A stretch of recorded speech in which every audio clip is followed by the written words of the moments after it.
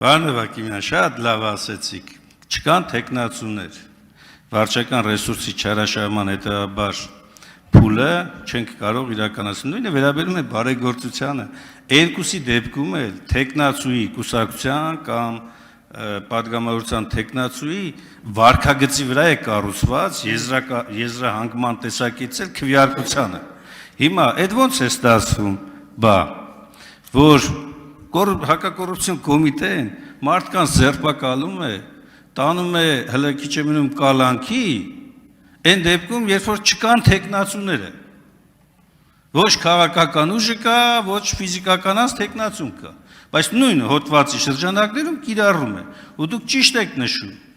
եթե չկա թեկնածու վարչական ռեսուրսն ինչի վրա է գործադրել, թեև եթե միատեսակ մոտեցում է, եթե այն մարմինը այդպես է մոտենում, ուրեմն դուք էլ հիմա պիտի վարչական ռեսուրսի մասով քայլ անեիք,